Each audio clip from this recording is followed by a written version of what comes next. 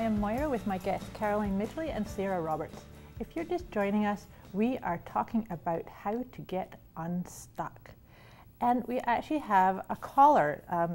Maria called in with a question for us to discuss about how to stop portraying a specific image in front of your entire family.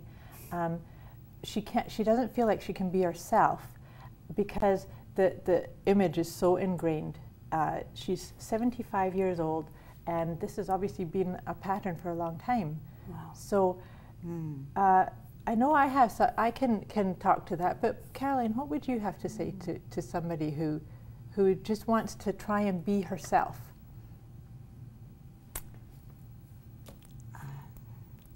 I'm going to let you think for a second. I have a thought, if that's okay with you. Okay, yes, that's great. Sure. I was thinking, what about the idea of maybe one by one going to individual family members? It might seem a little bit easier to, instead of, hey everybody, this is what I'm all about and Absolutely. this is who I am. And, Yeah. and maybe it's sort of just taking individual time with people. I agree with that, I because think that's a great idea.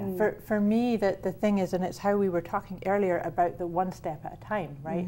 Is that instead of saying, because she says her family, so it's her daughter, son-in-law, and grandchildren. So she's looking at this entire thing of maybe I don't know exactly what the image is that she's doing, but it's a mask. And the thing is with a mask, we all do them. We all have them, but we're all holding a mask out to say this is who I am and this is how I show up. But you need to create and give yourself permission. Like Sarah said, I think that's a great idea, is one person at a time. I'm sure there's people who suspect it. There's probably more people that suspect or see her realness than she actually maybe gives credit for. But do you know the other thing that I think is really important too is it's so important to be your own best friend. Yes. Because it's not up to me to prove to you who I am. I don't have to make you like me or make you think of me in a certain way. I have to be really honest and authentic to myself first. And so I talk to myself all the time. It's like I am my best friend. If I need to work something out, I might even talk out loud about it, or I'll journal about it, or I have some people that I can call on and just say, I need to just bounce a few ideas off. So maybe even, Maria, maybe even there's a member that's outside of the family that you can share your ideas or share the you that you're not being able to.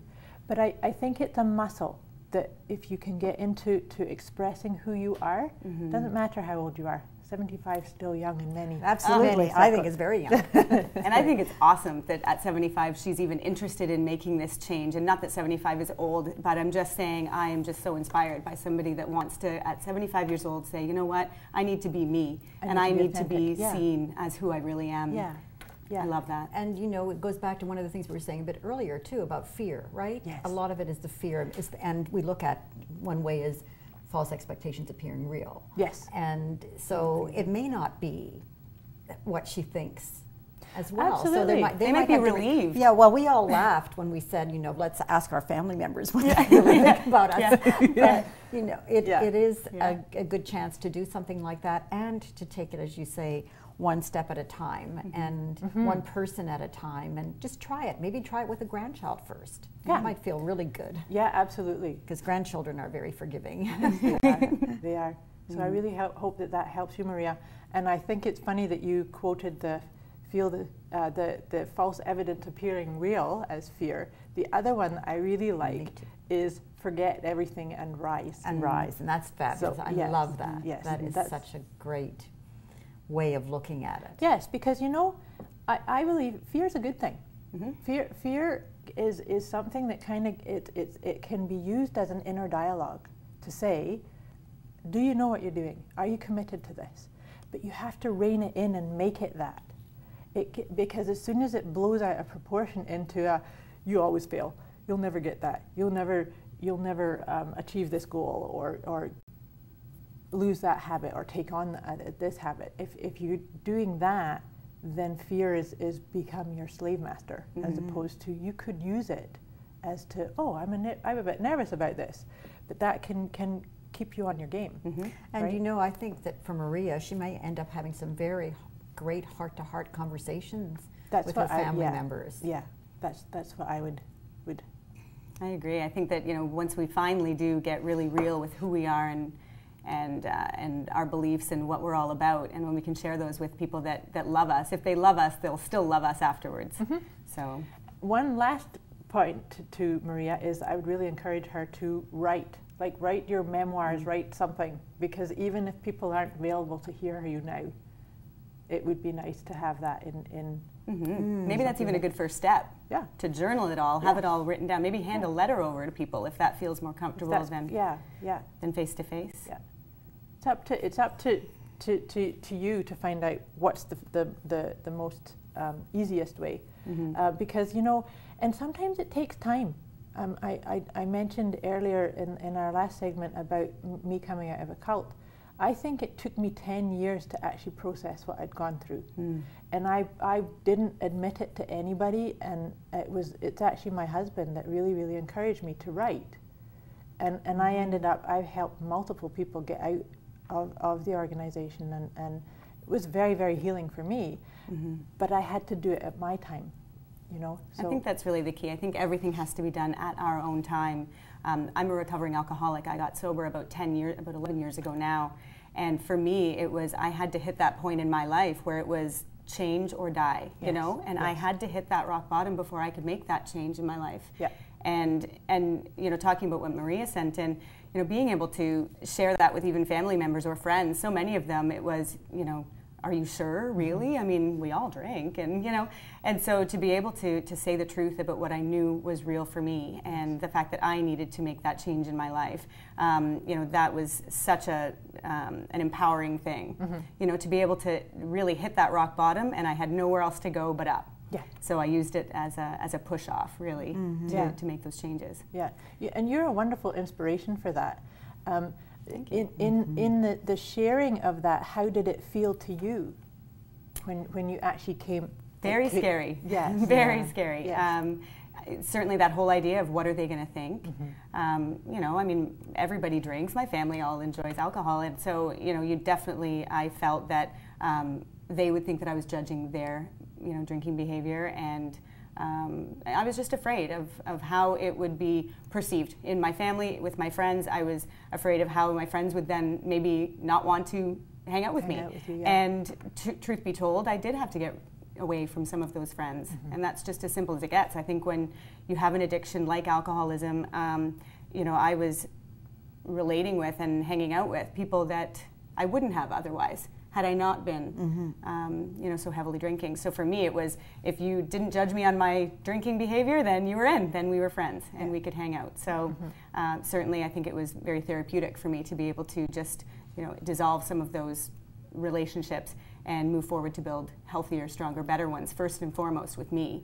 And I think that that's really what I did for over the last 10, 11 years of my life, where it's been really focusing on becoming my own best friend and really doing things that that honor the temple, you know, like really doing things like that. And so, you know, if you see the logo of Living at One, the inside of the O, it's a temple, and it's really it's a, you know, it's something, it's for me. It's all about honoring me and not treating my body like a trash can anymore. Yeah, and that speaks to so many different areas of getting unstuck, is that once you can start feeling better, even if it's just that one thing, that you don't take that drink or you don't have that extra fries with the burger, it's to build the habit of feeling better until it becomes so strong that your body's sort of saying, so I believe your body has an intelligence of its own, and it will tell you. So in your days of heavily drinking, it would have been trying to get your attention and say, hey, Sarah, absolutely. We don't like this. Lots of times. But you know, and you're so right that you have to hit rock bottom. And I think every one of us has our own level of the point of no return.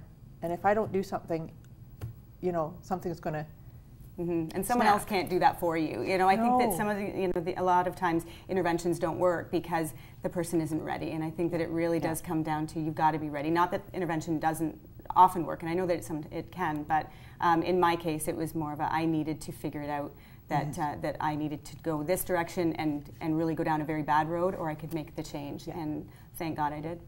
And one of the things you were saying earlier about writing, and one of the things that I've found very helpful sometimes is just thinking and taking stock of what is it that you don't want. Yeah. And then the things that you, right. cancel it with the things that you really do want, and then visualize that. And so maybe if Maria's talking about relationships and so on, think about what that ideal relationship would be like in terms of you being authentically you and interacting with family members that you love. Absolutely. And so just doing things that like was, that. That was a good, to bring that up is very important, because as you know, this is something that I get clients to do is, we are all great at saying all the things we don't want or we don't like. So I say that, go and write them all up. Just write absolutely everything that you do not like, whether it's about yourself or your finances or your spouse or whatever, everything. But then the deal is, for everything that you've written that you don't like, you then have to write what you do. Because that then helps you craft, what is it you're headed for? What is it you want? What is it you want? Yeah. And it's funny, for me, I really found, I relapsed when I first moved to Ottawa about 7 years ago. For about 3 weeks, I moved here, and for fear of not being accepted, I, had a few drinks with people because I thought, I can handle this, I can do this. And it became very clear very quickly that I couldn't do that. But it was so much about that inner dialogue of, I couldn't even relate to that person anymore. I realized that I have that person inside of me. It's not like that person's gone. The alcoholic is still part of who I am, but it's whether or not I choose to make decisions that support that lifestyle and that behavior, or if I choose behaviors that support a healthy lifestyle. And that's, on a daily basis, I'm challenged with that, even with food. I find that after drinking, I became addicted to sugar, and so I had to very quickly, because I got rid of the sugar in the alcohol, I had to but I had to very quickly make sure that I didn't go overboard with, eating sugar afterwards. So I find that, in fact, I say this a lot to people, I think, being an alcoholic is a heck of a lot easier than being a food addict, because you still have to eat. I just don't have to drink. That's pretty easy to do, except for when they offer us vodka when we walked in here. No, I'm just kidding. It was just water. Yes. No, and that's very true. I'd like to talk a wee bit more about that. When we come back, about the replacing habits, because the thing is that we have a persona. I believe we have a core persona.